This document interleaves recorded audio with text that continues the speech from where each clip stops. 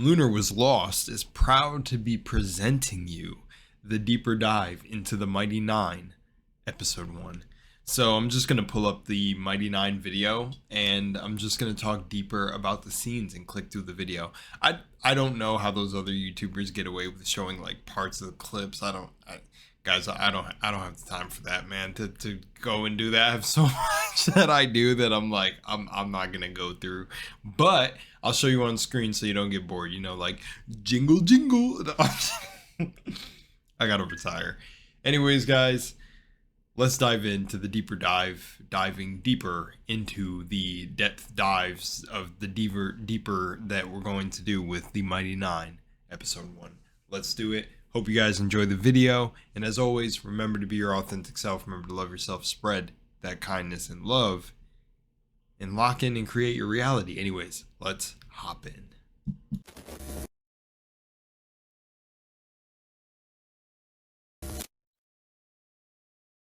I am not gonna lie to you guys, this is one of the coolest places to see an angel number. 333 up here, that's pretty cool. Anyways, we're gonna go with the whole first floor camera angle as I have it labeled in OBS. Mountain Valley spring water, ladies and gentlemen. I just met this guy the other day that was like, it's just water. And I was like, no man, it's special water. And he was like, I'm open-minded about a lot of things.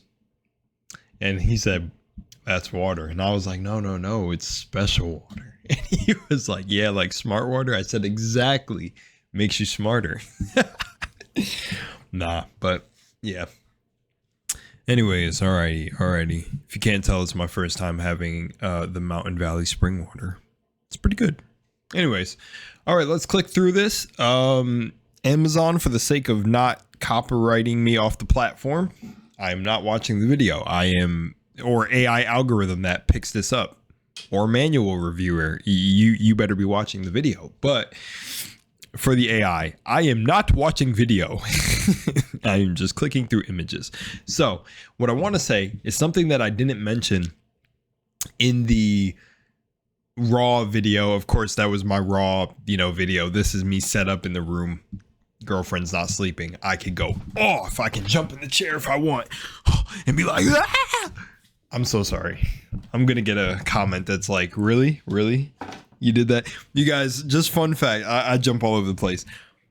I think 2 or 3 years ago, I did a video where I literally did do a headphone warning, and I like yelled in the mic or something. The dude was like, oh yeah, for the views. Really?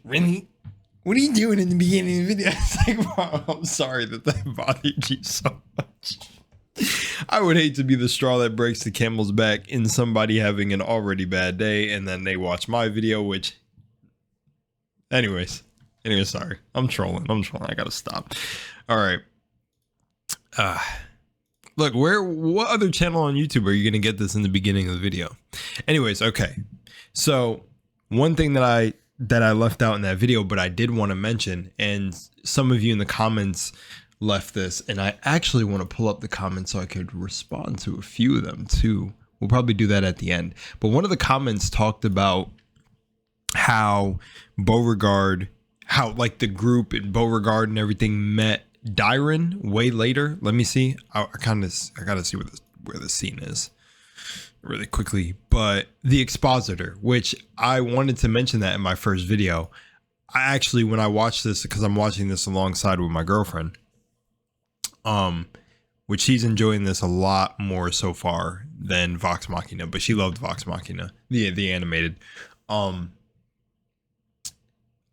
this part popped up, I hadn't read any of the comments or anything, but I ended up telling her these events right here happened way later in the campaign. I don't remember how much later it was, because I mean, that's a lot of content to remember. So, I'm surprised that they're able to break down that amount of content into what this is going to be. But, I told her, one of the things is I let her watch it all the way through. But one of the things that I clarified is, wow, I can tell how they're going about it, because I told her in person too. I don't remember if I'm wrong or right about this, but I'm pretty sure they didn't even like the whole beginning of the campaign was more focused around the circus and everything and them coming together, and like they didn't get into the real war stuff till much later on, right? Pretty much, like, or it was really behind the scenes and it was like here, like by ear tellings of war, but it wasn't really that serious until much later. And it seems like from the trailers and everything, and maybe the 2 episodes that we get, Essek and everyone is going to come into play a lot sooner, which that is a big change I noticed and is really, really cool. And I think that adds to why I like Beauregard a lot more now. I seen a comment that said that too. I didn't like Beauregard in the beginning either. So shout out to you, because yeah, it was just, it wasn't anything to do with like Marisha or anything like that. Thankfully, people read my intent and my energy kind of gives it away. But it was more how I also like that part of how it was expressing a side of herself when she was playing the character that she's never tapped into before. Or maybe the more masculine part. You know, you got to balance those energies within yourself. But this isn't a spiritual video, so we're not going to get into that. But, you know, so I did respect that so much about Beauregard. But now in this, how it's like fleshed out for the animated, or how Beauregard's fleshed out, feels so refreshing.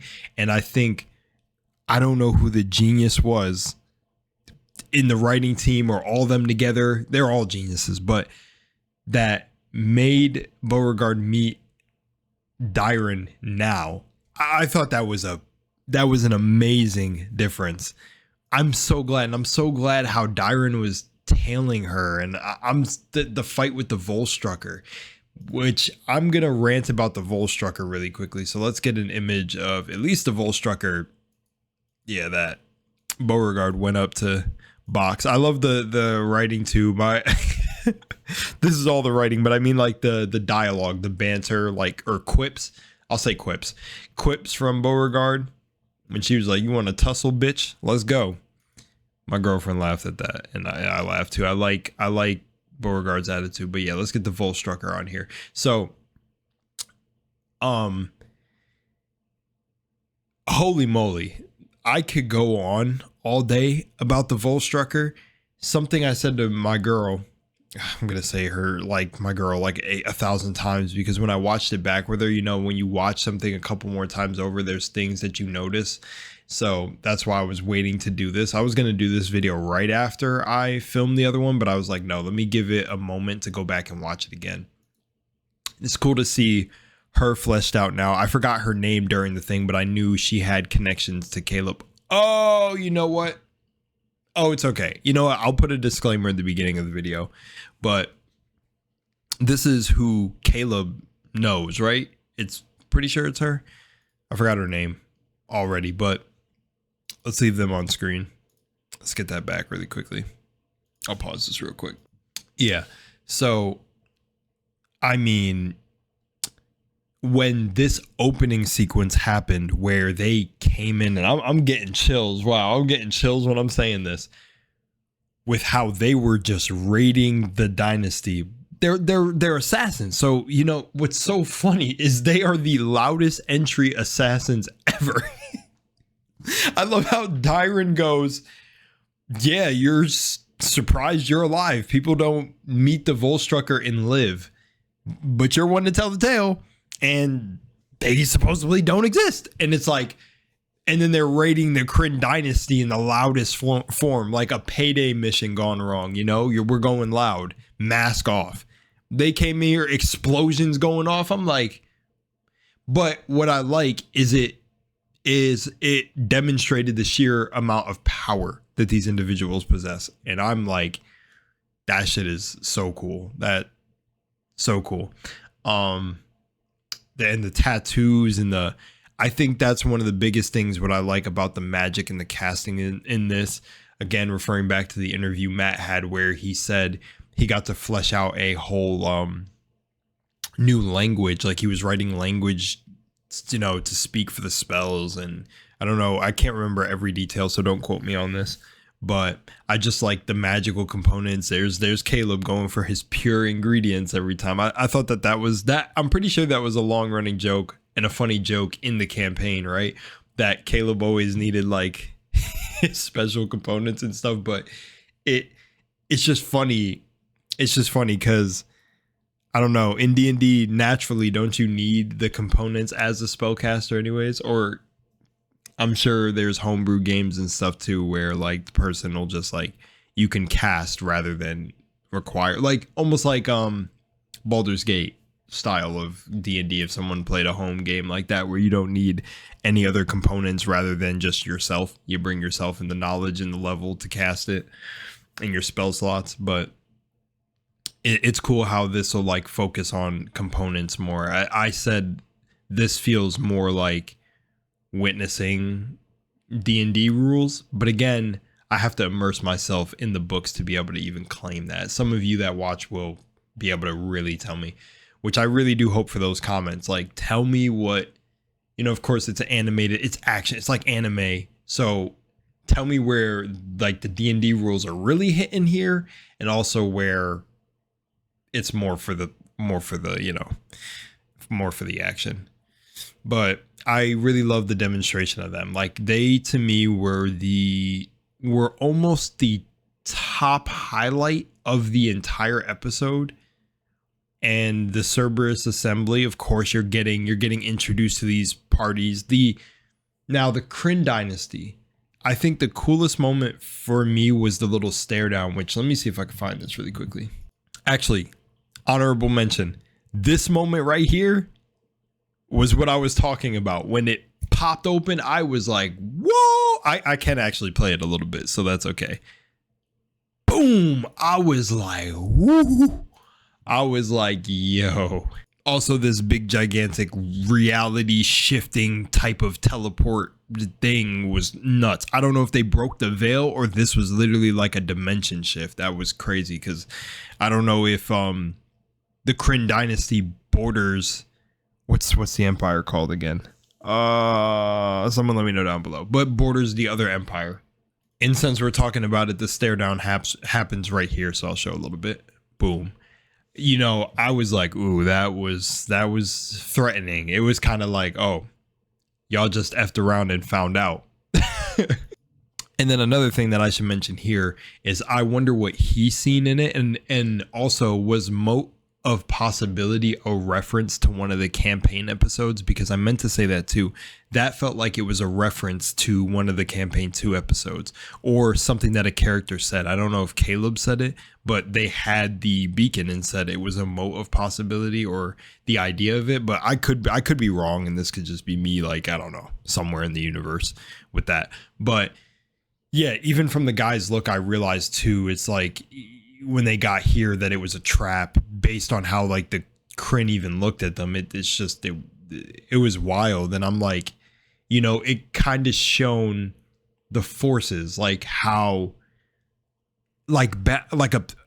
of course a struggle for power, like a power imbalance, but you know how both sides have very formidable foes where it's like not one group is just getting steamrolled. And I think that is amazing story writing for anyone. I plan to write my own like fantasy world or something, short story or something like that. Just give it a test and throw it out there because I love world building and writing anyways. So I think just personally on my own bias, I think it's really cool when you have, you know, of course I think it takes some skill to get it proper, but have like a gray area, because something my girlfriend noticed was that, you know, she was wondering, okay, who's the good guys, who's the bad guys? And it's like, I was like, I'm glad you brought that up, because watching the rest of the episodes, that'll be up for you to decide. And of course, me already knowing it's technically the Mighty Nein, they don't come off as heroes out the gate. They're kind of like pushed into the role of like unexpected saviors, as we all know. But I mean, it starts off with Caleb and Nott, you know, breaking into stuff. Well, not stealing from Caleb. So, and then them breaking into a shop. So it's like, these are not heroes. These are straight up criminals off the bat. So, you know, and it's cool. And then you see the Volstrucker, And then what shocked her was when it got to Trent Icthon, because the way they're showing his like almost like calm but confident demeanor in himself and his skills and his ability and his magic. He's very sure of himself with magic and his capabilities. He has that demeanor of what I just recently learned this, what it sounds like Voldemort was supposed to have in Harry Potter from the books compared to how he was in the actual movie series. So I like how he's described it. I don't remember if Matt got to flesh out how his character was, but seeing it here just felt menacing. Again, my partner who was watching, so I don't want to switch up the lingo, so I'm not my girlfriend. But when it got to the scene, which let's bring it up, I don't even have to show you guys on screen. I'm not going to torture you guys. Go and watch the scene if you want. This made her kind of go like, and I'm like, oh yeah, that was beautiful. I just love how they depicted Trent, or, you know, like, I don't know. I love how they depicted him. I had to take it. Oh, hang on. Excuse me. I love how they depicted him. Just, you know, the whole behind the ear thing, and, you know, I'm not going to try to show the scenes here, but this whole, you know, I forgot what it was. When he cuts behind the ear, he like found a place where fear and pain resides. I don't remember how he described it, forgive me, but we see this interesting relationship, which we already know what it is. And I mean, the video already has spoilers, so I'm going to talk about it really quickly. But yeah, just his intro with this was good. This was solid. I mean, I love this scene. What more is there to say about this? It was grim for him to like basically numb the guy and then open up his chest and then reseal the thing that makes you feel like unnumb him, basically. I don't know why I'm dancing around that. He numbed him, opened up his chest, and then undone the numb. Next thing, we have the Bright Queen. I thought it was so cool to see the Bright Queen depicted like this. And now I realize, because I feel very, very slow, this is a helmet, right? This is like an adornment she has. This is no way this is like two horns coming out of her head, right? I don't think so. I think that I was tripping. But her design is like, I remember back then, I think I seen concept fan art of the Bright Queen. I don't know if there was ever official art for her, but it was cool to see that back then. But now to see it in, you know, in animation and, you know, knowing how they have their hands in everything, it's cool to see like Travis and Matt and everybody's just idea of what the Bright Queen should look like. And I feel like it's a very powerful stature for her. I like how she's shown up. I like, you know, how, again, like calm but threatening she came off, like kind of like, play with me if you want to. I kind of want this to be the thumbnail now. Anyways, her appearance, as I was getting a little bit of a thumbnail, but I may just put the show still, we'll see. But it was another good introduction to the Krin Dynasty. You know, I like that they're starting off with the Cerberus Assembly, of course, and everything. And is this the Dwendalian Empire? Is that the name? But I don't know if I'm wrong or recalling it wrong. But I think how they, you know, shown her showing up and kind of like, they have a more mystique presence. And of course you've got, well, we'll talk about the Cobalt Soul in a second and a specific individual that I'm going to be referring to. They've got like the perception of them is that they're like, of some of the people, or that they're ravenous beasts that are just monsters, right? But it's interesting because their appearance comes off as more mystique and connected to the stars, and also the whole thing of like their little veil over their lands because they can't be in the sunlight. It's pretty cool. It's pretty cool. That's actually an aspect I forgot of. I don't know. So just confirm that with me in the comments if you guys want. They can't be in the sun. They got protective armor and everything or something. Or I don't know. Yeah. But anyways, so moving on to the next part. Again, and it looks like really from the elf that was also standing next to him, it doesn't look it doesn't look like anybody really trusts Trent. And I kind of like that she's suspicious. I forgot who this was too. I don't know how much of a significant character she was. This is Archmage De Rogna. I actually slightly remember that she was... I don't remember all the way. Which sucks. I wish I remembered more of the campaign, but it's just so long ago, so many hours that it's when you're in the moment and you're actively watching it, like campaign 4, you know, I'm thinking of the soldiers table and where Cadigan, Taor, Thimble, like it's like you're so in the fresh information, you know, use it or lose it pretty much. But Daragna, like the names are definitely coming back to me and I remember certain things, but yeah, I don't remember how important she was or if there were any crazy big moments with her. But let's say from the animation standpoint, I'm just glad that like this motherfucker is not trusted and like it's very clear that like others are sus about this guy. Like please keep that up. Good. Do not let this fucker get away from it because he seems even more like a monster in the animated. But there was a soft moment, but we'll get to that later. Not the word. I also like how Beauregard handled this motherfucker right here. This dude right here. She put him in his place, bro. Right off the bat. Well played, though. Well played on them writing this character to be basically unlikable. Also, I was going to say this too. I thought that this was a cool showcasing of Monk's abilities. Now, please correct me if I'm wrong again.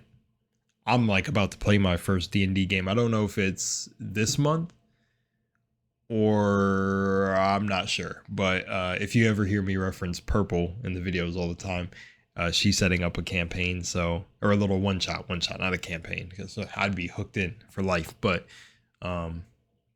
so I will definitely get more familiar with what monks can do. But when they were showing how Bo was piecing the scenes together, I thought that was a really cool, like, just use of, what was it? I'm pretty sure, like, monks have this mode that they can go to in D&D, right? Like some sort of meditation, or do they have, like, an investigation bonus? I'm not sure what it is.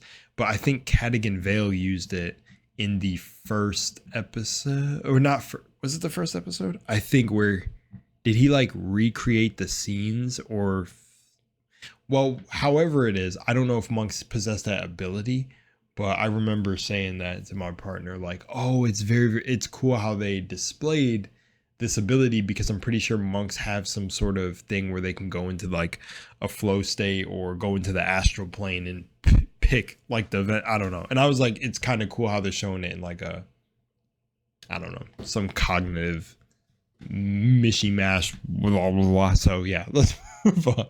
And jumping over to this, love the scene between Caleb and Nott. I love the pacing, guys. Oh my gosh. Share this video as many times as you can with Travis Willingham. We're going to get him on my channel. No, but it'd be cool to talk to him one day. This moment right here, dude. Oh, not this one. This one was funny, but the I shouldn't say this moment. The overall Nott and Caleb meeting each other, the pacing feels so good. Like, oh man, dude, it feels so good. Like, it felt so good. And if this sort of feeling, like, of course, there's room to go up and down. I'm not saying everything has to be absolutely picture perfect. That's unrealistic, you know? And I think there's a lot of beauty in the imperfections, but if they can keep the pacing consistent like this for the episodes to come in the future, oh my gosh. Like, it didn't even really feel like watching 45 minutes. I don't know if it dragged for other people. Again, this is my own personal opinion, but it just was done well. Like, you know, they don't know each other, but it was like kind of like fast friends, and also little moments of vulnerability, like not being like, where have you been, like to get the alcohol, and just like I was like, oh man, and then like not also going behind Caleb while he was doing the ritual to bring back Frumpy, and it was just like that. This hit me in the feels, hit my love in the feels, and I was like, yeah, I like how you guys are doing this. And I'm not going to try to actually, for future episodes too, I'm going to try to keep it just based on the episode, even though knowing like we as people who watch the campaign know certain, because like, you know, I'm pretty sure they're going to find a way to incorporate the storylines as close to their source campaign as possible while still making it unique. Again, like they said this, but I'm reiterating it. But because of that, I don't want to say too much because, you know, Nott and Caleb. So I'm going to just be, you know, hush a little bit and just talk about the specific episode. So I'm not going to stretch way too much. But I'll say things that I don't think are pretty spoiler, because at this point now, everyone hasn't watched the campaign, you know that Dyron, for us who watched it, we met Dyron later on, you know, but you know, and that's also what I like too about Beauregard. Let me jump back to Beauregard really quickly, is we kind of watch the process of Beauregard rank up over the campaign, get more and more involved and rank higher in the Cobalt Soul and take it more serious. But now it feels like right out the gate, she's about to be an expositor. Like, and I like that. I kind of like it, and probably not like that quick, but you know what I'm saying? The sped has speeded up, but it's very cool to see. And yeah, actually, let me check that really quickly. But anyways, continuing on. Sorry if I just jump scared you guys. Yeah, amazing. I like this whole scene with getting the components to, you know, summon Frumpy. Even this moment right here, the whole thank you for not leaving me. It's just, it's sweet. And again, this isn't really spoilers, but they're showing like this stuff going on a lot sooner. It's crazy too. Now the fight. Oh man, now the fight with the Volstrucker was peak. And I mean, based on like what we know too, she went easy on Beauregard. Like very clearly said, you know what, catch this poison. Catch these little, like, what is it, lacerations, and just did a little scoff and walked off. Like to me, she had to have known. No. Actually, no. Beauregard was definitely probably gonna die right here. If Dyron was not trailing, but I wanted to know. Didn't something like this happen during the campaign, but much later on? I cannot recall. And was it a scenario where Beauregard just had to get the hell out of there? I couldn't remember. But anyways, still liking it. I'm glad she put her dukes up and tried to fight. This moment right here took me all the way out the fucking astral plane. This shit cracked me up. Yo, because one thing I said to my girl was, I love how they displayed the power. Like the granted, I mean, she just woke up from getting her ass beat, but they just granted the quick sit your ass down experience difference in like a Cobalt Soul spy, as opposed to like Beauregard's level of just being like, you know, like a regular monk, I guess, you know, that has some kick-ass combat skills. She was, you know, she was going back and forth with the Volstrucker. I'm not going to hold you, but also it was like the Volstrucker was really not, you know, going full out, let me kill you, or it would have been a whole just double tap the body. Who doesn't, you know? But for the sake of narrative, I know. But I'm just saying, like, you know, so I love this moment. I'll go ahead and play because it was just so funny.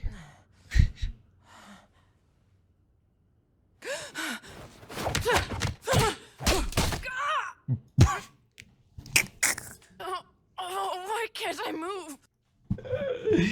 Yo, she sat her down and then just yeah. Now I can't remember if Marisha intended this, and I don't know if there were any references to this in the campaign, but my partner said she likes Beauregard, but she cannot get over the fact that Beauregard looks like Sokka from Avatar: The Last Airbender. And yeah, I mean, like, this looks like Sokka. Like, I can't get out of it too. It's like a girl version of Sokka. I don't know. I can't get out of, like, I can't unsee it now. I really can't unsee it. And Beauregard is also supposed to be this kind of, you know, more masculine type of woman. So I can't unsee it. It's Soak regard for me, but I still really cool. Yeah, so I should have trusted myself. Her name is Astrid. Yeah, so just, you know, I think I'm not going to say anything too crazy, but for the campaign watchers, you already know this part was, well, this didn't, like, I don't know if we didn't see this in the campaign, because, you know, this is like what was going on behind the scenes. We didn't see any of the Volstrucker involvement or Icthon behind the scenes of what he was doing in his little laboratory. But I like one thing I'm going to say. I like how it feels like it's building up that Astrid, wink, wink, is maybe questioning the ways of Icthon. I don't know if it, because, you know, to him, which also was kind of like a soft moment and wasn't explored in the campaign, how he kind of helped put him out of his misery, like by, you know, carving the little part behind his ear. And it felt like wholesome, but still dark and a little bit grim, because I don't know if they're trying to portray him as he cares. Because he cares based on what Caleb said, right? You know, someone he loved. There's things that I don't want to say just in case somebody who watched the animated series. You know what? Since I'm going to round out the rest of the episode, or just to rep it. Since I'm going to round out the rest of the video, I'm just going to say this because it may not happen. Spoilers real quick. So just be careful. Spoilers up until this point, and I'm going to wrap out the video. And then one more thing I'll say, and then I'll say spoilers again, is that when I do future episodes, I'm just going to purely talk about the episode. I'm not going to refer it back to moments in the campaign unless it's like the huge moments I remember, or just in case I don't accidentally spoil some stuff. Or I might just say small things like, oh, this happened here, or I remember this happening this point, like at this point.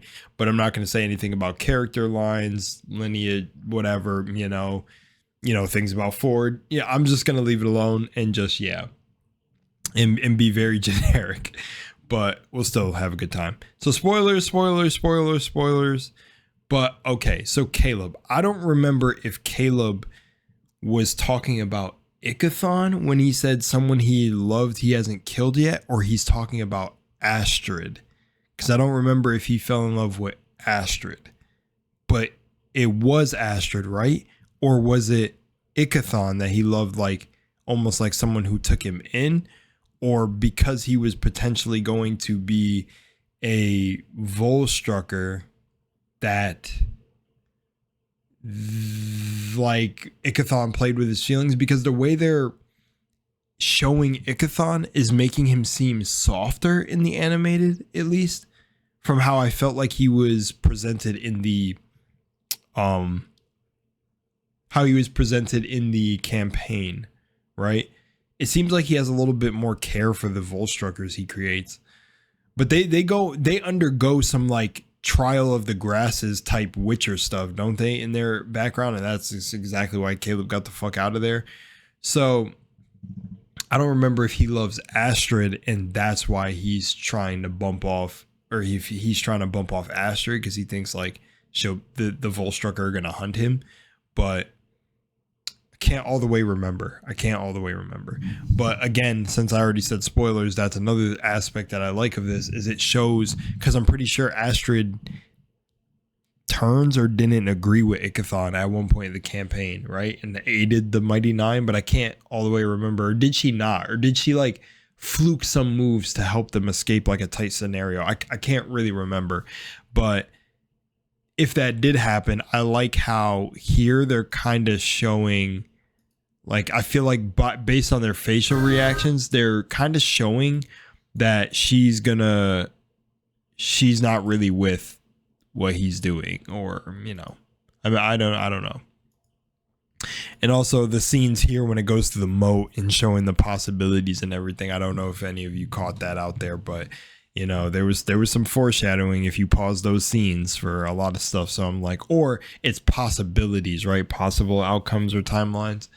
But yeah, man. And I can't wait. The biggest thing, it's sad because people aren't gonna, well, yeah, because it'd spoil it if they go looking for who Ludogran is. But man, was it Halas? Ludogran, Halas. I can't remember if that's the right name. But I can't wait until, if that gets animated, I'm going to crack up, man, because that was such a funny point of them going in that essentially like mini world, or just that was wild. So yeah. Anyways, yeah, I love the episode. Again, it's peak. I can't wait for the other episodes because I really want to see how it starts ramping up and what else they've changed. And yeah, man, I like that they're getting Essek and everyone rolled out much sooner, because I think that makes the storytelling a little bit easier, since they kind of were like just exploring them, you know. They were exploring around, even the part with the Ruby of the Sea and Jester storyline, Ford's storyline, Dark Toe, like, just so, you know, I just can't wait. But we'll keep it more anime focused. We'll stay in present time, because if I try to recall anything from campaign 2, I'm really not going to remember. So the more hardcore, you know, observant, memory fluent individuals with campaign 2, all you critters, let me know moments that you remember, and it'll probably instantly jog something in my memory as I do my videos, and put your little spoiler tags. So much love and Moonlight. I will see y'all in the next one. Peace.